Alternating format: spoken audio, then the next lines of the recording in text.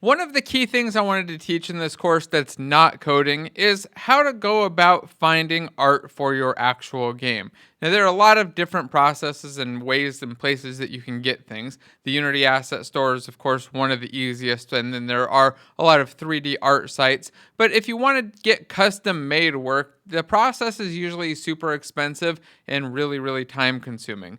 But I found a little hack that makes it quite a bit cheaper and quite a bit easier, and actually, I think, viable for a smaller or indie developer. And that's using some AI generated concept art in sites like Fiverr. Well, specifically Fiverr, that's my favorite.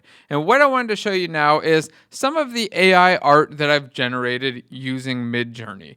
Here you can see a bunch of different characters that I came up with, just trying to come up with a nice robot that we could battle or some other different type of robotic creatures. We've got some robotic mice and other things. You can see if I click on them, I can see the actual query that I put into Midjourney to generate these things. And I'll show you how I did that in just a moment. But I want to scroll up through and show you some of the cool ones that I found. One of the characters that we'll actually be using very soon is this cartoon robot dog that I thought came out very, very cool. I'll show you the end result of that in a moment. But there are just lots and lots of things in here. And it's extremely easy to do. Let me show you how you generate these things real quick.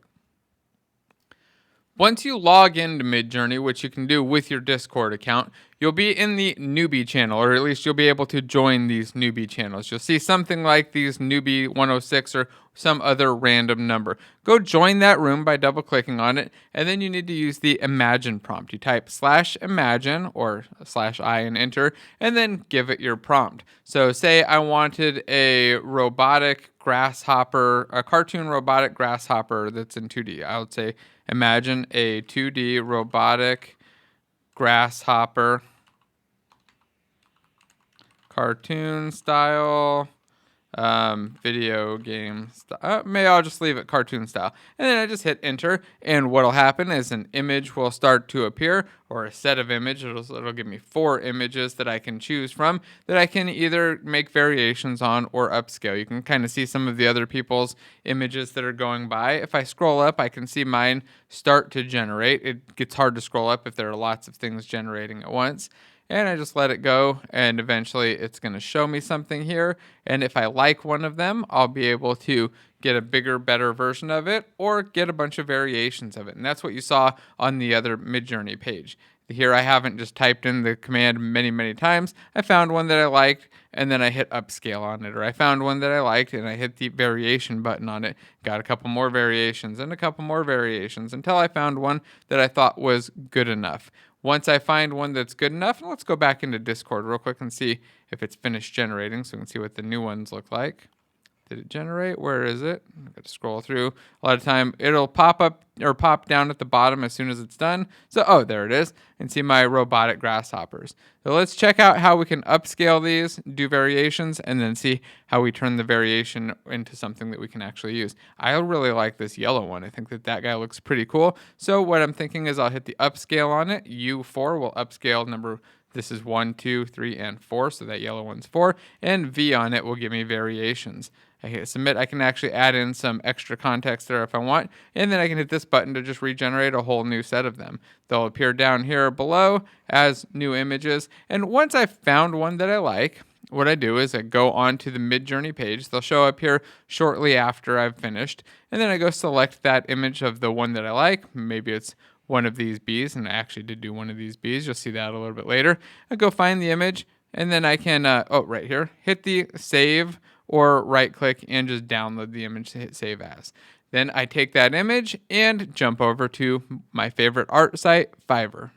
Fiverr is not a free site, but it is very cheap, or at least relatively cheap compared to paying an artist somewhere at an actual game dev company. You can find outsourced artists who are interested in building things, and they'll tell you their rate, and a lot of the time their rate is really, really good. Here you can see one of the artists who I sent over the game art to. I sent the dog prototype to him, and they generated and created this dog, and I also sent them a cat, and they generated and created this cat. It's fully animated, and available, and you'll be able to download those both right below in one of the upcoming lessons after I show you how to do the import and export and all of the setup.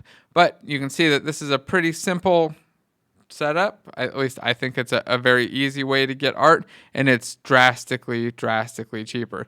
You've got a premium package is what, $120, and I think the total cost on those was like $200, which is really cheap when it comes to getting 2D animated art or getting any game art. In the past, I've paid up to thousands of dollars just for a single concept or a single image that's going to be the splash screen for a game. Art gets really expensive, especially if you've got to pay artists who live in very expensive places. So if you can find some art that you can generate, or let's see, okay. And if you've got big studio money behind it, then that's not unreasonable. But when you're an indie dev, that's just really not realistic, and it makes it so that this is really, I think, the best way to get art, or one of the best ways to get art. It's my favorite way to get stuff that's custom, really cool, and matches for your game. You just find a couple artists on here, figure out who can work well with your art style and what it is that you want, and then start giving them concepts. Those concepts from Midjourney make a huge difference. It makes it very easy to just communicate. There it is. Communicate what it is that you're looking for, what you think is cool, and not have to go back and forth and spend hours or days of their time trying to track that down. So use Midjourney, generate some concepts, find a good artist on Fiverr, and I'll link this one down below, and see if you can come up with some cool stuff for your own game.